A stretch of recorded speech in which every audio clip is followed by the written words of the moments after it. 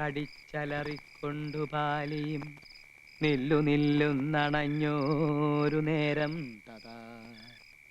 പല്ലും കടിച്ചലറിക്കൊണ്ടു ബാലിയും നില്ലു നില്ലുന്നണഞ്ഞോരു നേരം തഥാ. മുഷ്ടികൾ കൊണ്ടു താടിച്ചതു ബാലിയെ ദുഷ്ടനാം ബാലി സുഗ്രീവനെയും തഥാ. വേണ്ട വേണ്ട, എന്നോട് കളിക്കാൻ നിക്കണ്ട. ഏലസ എന്റെ കയ്യില്. എറിഞ്ഞു ഓടിക്കാൻ നോക്കുകയാണല്ലേ? രാമായണം വായിക്കണത് നിനക്ക് സൂഹിക്കണില്ല. മുത്തശ്ശി ഇവിടെ വായിക്കാൻ സമ്മതിക്കണില്ല. എന്റെ അടുത്ത് വേണ്ടാട്ടാ. പോയിക്കോ പോയിക്കോന്ന്. എനിക്ക് ധൈര്യമില്ലെന്നാ നിന്റെ വിചാരല്ലേ? ആ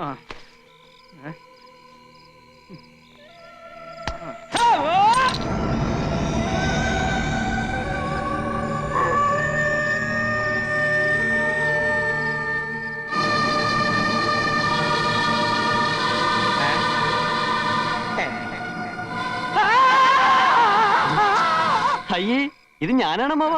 ഒറ്റടി നേരണ്ടല്ലോ. ഇങ്ങതാ പോ. ഇതെന്റെ കയ്യിലിരിക്കട്ടെ, എനിക്കിതുകൊണ്ടൊരാവശ്യമുണ്ട്. അമ്മാവന്റെ ശബ്ദമൊന്നും കേൾക്കണില്ലല്ലോ. കിഷ്കിന്ത കണ്ട ഇത്ര പെട്ടെന്ന് വായിച്ചു തീർന്നോ? മുത്തശ്ശി ഇത് ഞാനാ. കുട്ടികളെ മാറിട്ടില്ല നിനക്ക്. മനുഷ്യന്റെ നല്ല ജീവൻ അങ്ങ് പോയി. അതിനുള്ള ശിക്ഷയായിട്ട് യുദ്ധകാന്ഡം കൂടി വായിച്ചു തീർക്കട്ടെ അല്ലേ? അതെ അതെ, മുഴുവനിരുന്ന് വായിക്ക. ഊണ് കഴിച്ചിട്ട് വായിച്ചാ പോരെ? എന്റെ കുട്ടിയോട് ഞാൻ പറഞ്ഞിട്ടില്ലേ ത്രിസന്ധിക്ക് മുമ്പ് കോലോത്ത് വരണോന്ന്? ഇവിടെ എന്തൊക്കെയാ നടക്കണെന്ന് അറിയോ നിനക്ക്? എന്റെ മുത്തശ്ശി ഇവിടെ ഉള്ളപ്പോ എനിക്കൊന്നും സംഭവിക്കില്ല. എന്റെ കുട്ടി ആഹാരം കഴിച്ചു കിടന്നോളൂ, സമയം ഏറെയായി. അത് ശരിയാ. ചെന്നിരുന്ന് വായിക്കടാ. പല്ലു കടിച്ചലറിക്കൊണ്ടു ബാലിയും നില്ലുന്നില്ലെന്നണഞ്ഞൊരു നേരം തഥാ.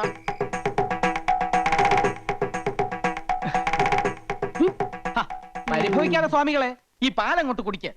നിവർത്തിയേട് കൊണ്ടല്ലേ എനിക്ക് ഇങ്ങനെയൊക്കെ ചെയ്യേണ്ടി വരുന്നത്. എല്ലാറ്റിനും എന്നെങ്കിലും ഒരു പരിഹാരം ഉണ്ടാവും. താൻ വിഷമിക്കണ്ട. താടിയും മുടിയും വെച്ച് കെട്ടി ഇങ്ങനെ ഫാൻസി ഡ്രസ് കളിക്കാനേ ഇനി എന്നെ കിട്ടുവേല കേട്ടാ. കൊച്ചു ത്രേസ്യ ആരെങ്കിലും കാണും. കാണട്ടെ, എല്ലാരും അറിയട്ടെന്നു. ഇങ്ങനെയുണ്ടോ മനുഷ്യന്മാര്? വലിയ തമ്പുരാക്കന്മാരാണെങ്കിലുമേ ഒന്നിനും നെറിയില്ല. നീ കൊച്ചു ത്രേസ്യക്ക് മനസ്സിലായി കേട്ടാ. അല്ലേ പിന്നെ കെട്ടിക്കൊണ്ട് വന്ന പെണ്ണിനെ ആരെങ്കിലും ഇങ്ങനെ സ്വാമിയായിട്ട് ഇരുത്തുവാന്ന്. നീ കൂടുതലൊന്നും പറയണ്ട. കടപ്പുറത്ത് തേങ്ങ ഇടിക്കാൻ വന്ന എന്റെ അടുത്ത് ഒന്നും രണ്ടും കൊച്ചു വർത്തമാനം പറഞ്ഞ് നീ അടുത്ത് കൂടിയപ്പോ ഞാനും ഏതാണ്ടൊക്കെ പറഞ്ഞു പോയി. ഏതാണ്ടൊക്കെ പറഞ്ഞെന്നാ? പറഞ്ഞത് കൃത്യമായിട്ട് എനിക്കങ്ങോട്ട് ഓർമ്മയുണ്ട് കേട്ടാ. കൊച്ചു ത്രേസ്യയെ ഐ ലവ് യു എന്നാ നിങ്ങ പറഞ്ഞത്. ഈ ഐ ലവ് യു എന്ന് പറഞ്ഞാൽ ഉടനെ കെട്ടിക്കോണോന്നാണെങ്കിൽ കേരളത്തിലെ എല്ലാ ആണുങ്ങൾക്കും 10ഉം 15ഉം ഭാര്യമാര് കണ്ടേനെ. ഇനി ഇഷ്ടപ്പെട്ടു ഒന്ന് എന്നെ ഇരിക്കട്ടെ. എന്ത് അപരാധം ചെയ്തിട്ടാ നിന്റെ അപ്പം വർക്കി എന്നെ ഓടിച്ചിട്ട് പിടിച്ച് രജിസ്റ്റർ ഓഫീസിൽ കൊണ്ടുപോയി എന്നെ കെട്ടിച്ചത്? ഞാൻ ബ്രഹ്മചാരിയായി കഴിയേണ്ടവനാണെന്ന് അങ്ങയുടെ കാല് പിടിച്ച് പറഞ്ഞതാ. അന്നേരം ആ കാല് കൊണ്ട് എന്നെ അങ്ങേരെ മുഖത്ത് തൊഴിച്ചു. എന്നിട്ട് എന്നെ ഭീഷണിപ്പെടുത്തി നിന്നെ ഇങ്ങോട്ട് കൊണ്ടുവരികയും ചെയ്തു. കഴിഞ്ഞതൊക്കെ കഴിഞ്ഞ് ഇനി നമുക്ക് എല്ലാം അങ്ങോട്ട് മറക്കാം. തിരുമേനി, എല്ലാം ഞാൻ മറക്കാം, എന്റെ ബ്രഹ്മചര്യ ഒഴിച്ച്. കൊച്ചു ത്രേസ്യയെ, എനിക്ക് എന്റെ ജീവനിൽ കൊതിയുണ്ട്. നമ്മുടെ രഹസ്യ വിവാഹം കഴിഞ്ഞെങ്കിലും മേപ്പാടം കൽപ്പിക്കുന്നത് വരെ ഞാൻ സ്ത്രീ സുഖം അനുഭവിക്കുന്ന പ്രശ്നമേ ഇല്ല. അങ്ങനെ പറയല്ലേ. തമ്പുരാൻ അറിയാവാ, ഇന്ന് നമ്മുടെ ആദ്യ രാത്രിയാണ്. എന്റെ കാളരാത്രി. അന്ന് കടാപ്പുറത്ത് വെച്ച് ആദ്യമായി തമ്പുരാൻ എന്നെ ഇഷ്ടമാണെന്ന് പറഞ്ഞ ദിവസം ഓർമ്മയുണ്ടാ? ദുർദിനങ്ങൾ ഞാൻ ഓർമ്മിക്കാറില്ല. എനിക്ക് നല്ല ഓർമ്മയുണ്ട്. അന്ന് അയലയും മത്തിയും ചാകര വന്ന ദിവസിയാണ്. ആ സന്ധ്യക്ക് കടാപ്പുറത്ത് വെച്ച് തമ്പുരാൻ എന്നെ നോക്കി പറഞ്ഞു, കൊച്ചു ത്രേസ്യ സുന്ദരിയാണ്. കളിയാക്കിയാലും മനസ്സിലാകാത്ത പെണ്ണ്. ഒരു കാര്യം ഞാൻ പറഞ്ഞേക്കാം. ഞാൻ ജീവനോടെ ഇരിക്കുന്നത് കാണണമെന്നുണ്ടെങ്കിൽ ശൃംഗരിക്കാൻ വരാതെ മര്യാദയ്ക്ക് അടങ്ങി ഒതുങ്ങി ഇവിടെ കഴിഞ്ഞോണം. സമനില തെറ്റി ഞാൻ വല്ലതും ചെയ്തു പോയാൽ പാലമരത്തിന്റെ ചോട്ടിൽ നിന്ന് പിറ്റേന്ന് നീ തന്നെ എന്റെ എല്ലും മുടിയും പറക്കേണ്ടി വരും. അപ്പൊ ജീവിതകാലം മൊത്തം എന്നെ ഇങ്ങനെ സ്വാമി വേഷം കെട്ടിച്ചിരുത്താനാണ് ഇങ്ങോട്ട് കെട്ടിയെടുത്തോണ്ട് വന്നത്. മേപ്പാടം കൽപ്പിക്കുന്നത് എന്ത് പറഞ്ഞാലും ഒരു മേപ്പാടം. ഭഗവതി ഈ കേക്കണേ? പ്രേമെന്നോ? കൊല്ലും നിന്നെ ഞാൻ. ആവശ്യത്തിലേറെ ലാളിച്ച് വഷളാക്കിയതിന്റെ കുഴപ്പമായി കാണണേ. ഞാനിവിടെ 46 വയസ്സ് കഴിഞ്ഞ് നിൽക്കാൻ തുടങ്ങിയിട്ട് കാലം കുറയായി. എന്നിട്ട് ഇങ്ങനൊരു ചിന്ത എനിക്ക് വന്നിട്ടില്ല. മോഹങ്ങളൊക്കെ അടക്കി ഒതുക്കി ചുരുട്ടി മനസ്സിൽ വെച്ചോണ്ട് നടക്കാ ഞാൻ. എന്തിനാ? ജീവനെ പേടിച്ചിട്ട്. ഇവിടത്തെ പുരുഷന്മാര് ബ്രഹ്മചര്യം തെറ്റിച്ച എന്തൊക്കെ ദുരന്തങ്ങളാ ഉണ്ടാവാന്ന് നിനക്കറിയോ? ഇക്കാലത്ത് ഇതൊക്കെ പറഞ്ഞ ആരെങ്കിലും വിശ്വസിക്കോ? ഒക്കെ വെറും അന്ധവിശ്വാസങ്ങളാ. നിന്റെ പ്രായത്തിൽ ഞാനും ഇതൊക്കെ തന്നെ പറഞ്ഞത്. മീനാക്ഷിയെ വെറുതെ ഒന്ന് നോക്കിയതിന് ഞാൻ അനുഭവിച്ച കഷ്ടപ്പാടുകൾ എന്തെന്ന് എനിക്കല്ലേ അറിയൂ. അമ്മാവൻ എന്തൊക്കെ പറഞ്ഞാലും ശരി, എനിക്ക് അവളെ വിവാഹം കഴിച്ചേ വെക്കൂ. നീ ഇത് എന്നോട് പറഞ്ഞത് പറഞ്ഞു. ഇതെങ്ങാനും മുത്തശ്ശി അറിഞ്ഞാൽ എന്താ ഉണ്ടാവാന്ന് നിനക്കറിയോ? അതുകൊണ്ട് പ്രേമം വല്ലാതെ മൂത്ത് കഴിയുമ്പോ നല്ല തണുത്ത വെള്ളം തലയിലൊഴിച്ച് സഹസ്രനാമകീർത്തനവും ചൊല്ലി കമിഴ്ന്ന് കിടന്ന് ഹര ഹരോ ഹര ഹര എന്നാണ് പറഞ്ഞാ മതി. ഇത് തന്നെയാണ് ഞാനും ചെയ്തിരുന്നത്. അമ്മാവും മുത്തശ്ശിയോട് ഒന്ന് പറഞ്ഞു നോക്കോ. നല്ല ശേലായി. ഈ നാട്ടിലെ മുഴുവൻ പുരുഷന്മാരെയും എങ്ങനെയാ ബ്രഹ്മചാരികളാക്കണ്ടേന്ന് ആലോചിക്കാൻ മുത്തശ്ശി. അതിന്റെ ഇടയിലാണ് വിവാഹം എന്ന് പറഞ്ഞ് നീ അങ്ങോട്ട് ചെല്ലണേ. കൊഴപ്പായി ദേവരുന്നു. ആർക്കായുടെ മംഗല്യം വേണ്ടത്? രാമോർമ്മയ്ക്കാണോടാ? എനിക്കല്ല. പോലോത്ത ആണുങ്ങളുടെ മൂത്തവൻ നീയല്ലേ? നീയൊക്കെ വേണ്ടെന്ന് വെച്ച മംഗല്യം പിന്നെ ഇവിടെ ആർക്കാ വേണ്ടത്? ഞാനായിട്ട് അത് പറയണില്ല. വേണ്ടപ്പെട്ട ആൾ ഇവിടെ ഉണ്ട്. ആരെ? ഉണ്ണിക്കുട്ടനോ? എന്താ നീ ഒന്നും മിണ്ടാത്ത? കുട്ടികളല്ലേ, ഈ പ്രായത്തിൽ ഉണ്ടാവണ ചെറിയൊരു മോഹം നമ്മുടെ ഉണ്ണിക്കുട്ടനും തോന്നി. പക്ഷേ കാര്യങ്ങളുടെ ഗൗരവം ഞാൻ പറഞ്ഞ് മനസ്സിലാക്കിയപ്പോ എല്ലാം തെറ്റായി എന്ന് തോന്നിയിട്ടുണ്ട്. തെറ്റു പറ്റിയതൊക്കെ ഇവിടെ ഉള്ളവർക്കാ.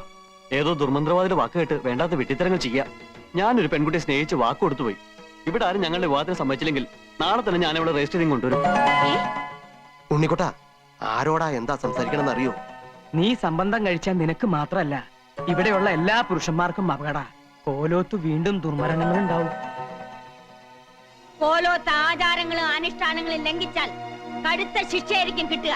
പിന്നെ ഉണ്ണിയുടെ സ്ഥാനം പടിക്ക് പുറത്ത്. എന്നെ പടിയടിച്ച് പിണ്ടം വെച്ചാലും ഞാൻ അവളുമായി ഈ നാട്ടിൽ തന്നെ ജീവിക്കും. ഈ കോലത്ത് ഞാൻ കാരണം ദുർമരണങ്ങൾ നടക്കുന്നുണ്ടോന്ന് എനിക്കൂടെ അറിയണല്ലോ. ഇല്ല, നിനക്ക് എന്തോ ബാധ കയറിയിരിക്കുകയാണ്. ഇല്ലെങ്കിൽ എന്റെ ഉണ്ണി ഇങ്ങനൊന്നും പറയില്ല. ആരോ മോഹിപ്പിച്ച് എന്റെ ഉണ്ണിയെ മയക്കിയിരിക്കണു. വേണ്ട, ഇനി ദുർമരണങ്ങൾ കാണാനുള്ള ശക്തി എനിക്കില്ല. പണിക്കരെ, എന്തെങ്കിലും ധിക്കാരം കാണിക്കുന്നതിന് മുമ്പ് എന്റെ ഉണ്ണിയെ മുറിക്കകത്ത് അടച്ചിടുക. കുറച്ചു ദിവസം പുറത്തൊന്നും പോണ്ട. എനിക്ക് എന്റെ കുട്ടിയുടെ ജീവനാ വലുത്. വേണ്ട, എന്റെ ആഗ്രഹം സാധിച്ചു തരാത്ത മുത്തശ്ശിയും വീടും ഒന്നും എനിക്ക് വേണ്ട. നീ എന്താ പറഞ്ഞത്? ഞാൻ പോവാ. ഉണ്ണി, അവിടെ നിൽക്കാനാ പറഞ്ഞത്. ഉണ്ണി!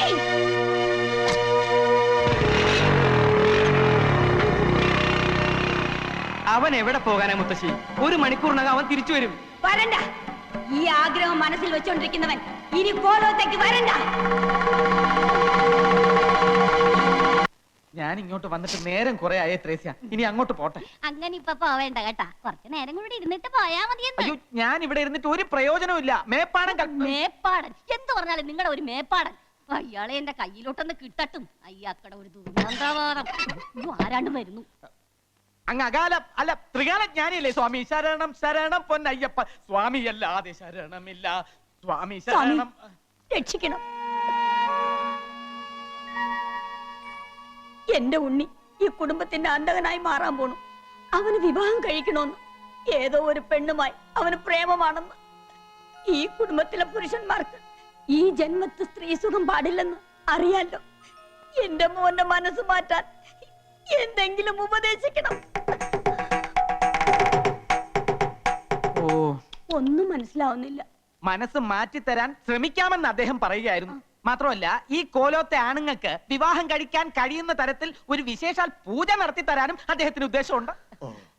എന്ത് പൂജ നടത്തിയാലും അത് ശരിയാവില്ല സ്വാമി. കർമ്മികളിൽ വെച്ച് കർമ്മിയായ മേപ്പാടിന് പോലും ഈ കുടുംബത്തെ ബാധിച്ചിരിക്കുന്ന ദുരാത്മാവിനെ പേടിയാ. അത്രയ്ക്ക് ഭയങ്കര അവള്. അതിനേക്കാൾ ഭയങ്കരിയ എന്റെ കുട്ടിയെ മയക്കി വശത്താക്കി അവൾ. ഇവിടത്തെ കുട്ടികളെ വശത്താക്കി കുടുംബം നശിപ്പിക്കാൻ വരുന്നവളെ ഈ ഭൂമിയിൽ ഞാൻ വെച്ചേക്കില്ല. മുത്തശ്ശി, ഉണ്ണിയേട്ടന്റെ ബൈക്ക് ആക്സിഡന്റ് ആയി. ഏട്ടനെ ഹോസ്പിറ്റലിൽ അഡ്മിറ്റ് ചെയ്യിക്കണമെന്ന് ഫോൺ വന്നു. എന്റെ ഉണ്ണി കേട്ടോ സ്വാമി? മനസ്സിലായിരുന്നത് തോന്നിയതേ ഉള്ളൂ. അപ്പൊ തന്നെ അപകടം വന്നു. എന്റെ ഈശ്വര, എന്റെ ഉണ്ണിക്കൊന്നും വരുത്തരുതേ.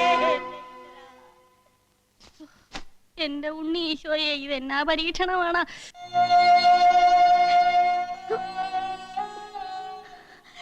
എന്റെ പരദൈവങ്ങളെ, എന്റെ കുട്ടിക്ക് ആയുസ് കൊടുത്തല്ലോ. അത് എന്റെ ഭാഗ്യം. ഇപ്പൊ എന്റെ മോന് മനസ്സിലായോ? തെറ്റായതൊന്നും ചിന്തിക്കരുത്. ചിന്തിച്ചതേ ഉള്ളൂ. അപ്പോഴേക്കും നിന്നെ അപകടത്തിലാക്കിയില്ലേ? ഞാൻ മനഃപൂർവ്വം അപകടത്തിൽ ചാടിയതാ. ചാകാൻ വേണ്ടി തന്നെ. ഞാൻ ജീവിച്ചിരിക്കാൻ വേണ്ടി എന്റെ മായ ഞാൻ മറക്കണമെന്നല്ലേ മുത്തശ്ശി എന്നോട് പറഞ്ഞത്. അവളെ മറന്നിട്ട് എനിക്കൊരു ജീവിതം വേണ്ട. എന്താ അബദ്ധാ കുട്ടി നീ കാണിച്ചത്? ഇതിലും ഭേദം ഈ മുത്തശ്ശിയെ നിനക്ക് കൊല്ലാമായിരുന്നില്ലേടാ.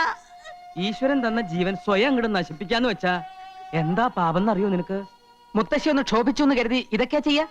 എല്ലാരും കൂടെ എന്നെ എന്തിനാ ഇങ്ങനെ വഴക്ക് പറഞ്ഞത്? ഞാൻ തെറ്റാ ചെയ്തത്, സമ്മതിച്ചു. അതിന് ശിക്ഷയായിട്ടാ ചാവാൻ തയ്യാറായത്. ഈ ശല്യം ഇതോടെ തീരുമല്ലോ. ഇതിപ്പോ വലിയ ഇടങ്ങേറായല്ലോ ഭഗവതി. ബ്രഹ്മചര്യം ലംഘിച്ചാൽ അപമൃത്യു ഉണ്ടാവുന്നു മേപ്പാടൻ. ബ്രഹ്മചര്യം ലംഘിക്കാൻ അനുവദിച്ചില്ലെങ്കിൽ സ്വയം അപമൃത്യു വരിക്കുമെന്ന് ഉണ്ണിക്കുട്ടൻ. ഇനിയിപ്പോ എന്താ ചെയ്യാ?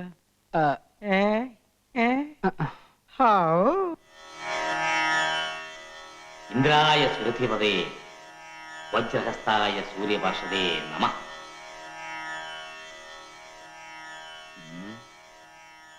തമ്പുരാട്ടി ക്ഷമിക്കണം. മന്ത്രവിധി പ്രകാരം ഒരു നിവൃത്തിയും നാം കാണുന്നില്ല. ഈ വിഷയത്തിൽ പിന്നെ ആകെയുള്ള പരിഹാരം ഒന്നേ ഉള്ളൂ. ഉണ്ണിക്ക് അത്രയ്ക്കങ്ങട് നിർബന്ധാച്ചാ വിവാഹമാകാം ദേവി. പക്ഷേ വിവാഹം കഴിഞ്ഞാലും ബ്രഹ്മചര്യം കാത്തു സൂക്ഷിക്കണം. ചുരുക്കി അങ്ങോട്ട് പറഞ്ഞാല് സ്ത്രീ സുഖം അനുഭവിക്കാൻ പാടില്ല. ആ കുട്ടി അത് ലംഘിക്കില്ല എന്ന് തമ്പുരാട്ടിക്ക് ഉറപ്പുണ്ടെങ്കിൽ വിവാഹത്തിന് അനുവാദം കൊടുക്കാം. അയ്യോ, അത് അവര് തീരുമാനിക്കേണ്ടതല്ലേ? മുത്തശ്ശിക്ക് എങ്ങനെ ഉറപ്പ് വരാൻ പറ്റുക? അതാ പറഞ്ഞത്, വിവാഹം പാടില്ല എന്ന്. മേപ്പാടം പറഞ്ഞതിന്റെ അർത്ഥം ഇപ്പൊ നിനക്ക് പിടികിട്ടിയ? പേരിനൊരു വിവാഹവും കഴിച്ച് പെണ്ണിനെയും കെട്ടി എഴുന്നള്ളിച്ച് വേണമെങ്കിൽ നടന്നോ. ഇവിടെ ആർക്കും ഒരു വിരോധവും ഇല്ല. വേണ്ട ഉണ്ണി, വിവാഹം കഴിച്ചില്ലെങ്കിൽ കഴിച്ചില്ലെന്നേ ഉള്ളൂ. പട്ടിണി കിടക്കുന്നവന്റെ മുമ്പിൽ പാൽപ്പായസം കൊണ്ടുവച്ചിട്ട് അത് കഴിക്കാൻ പാടില്ല, വേണമെങ്കിൽ നോക്കിക്കൊണ്ടിരുന്നു എന്ന് പറഞ്ഞാല് അതിന്റെ വിഷമം ഭയങ്കര. എന്താ ആ വിഷമം നിനക്ക് ഏതാണ്ട് ഉള്ളത് പോലെയാണല്ലോ നിന്റെ സംസാരം. ഞാനൊരു പഴഞ്ചൊല്ലി പറഞ്ഞല്ലേ, ബ്രഹ്മചാരികളായ നമുക്ക് ഇതിന്റെ വിഷമം നന്നായിട്ട് അറിയാമല്ലോ, പ്രത്യേകിച്ചും എനിക്ക്.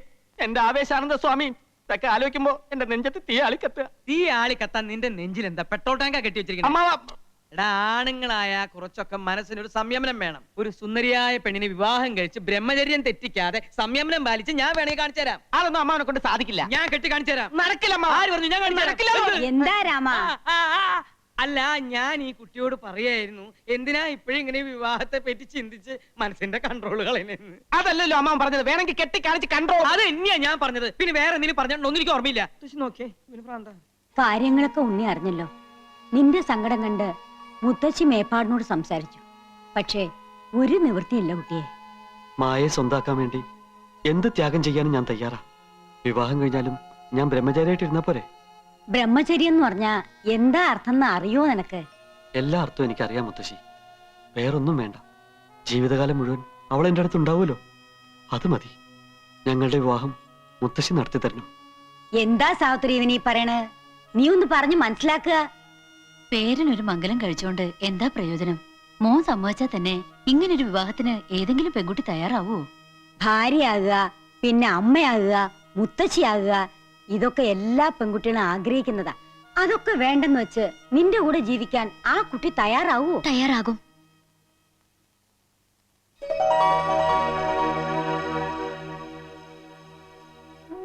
ക്ഷമിക്കണം, ഉണ്ണി ഈ അവസ്ഥയിലെത്താൻ കാരണം ഞാനാ.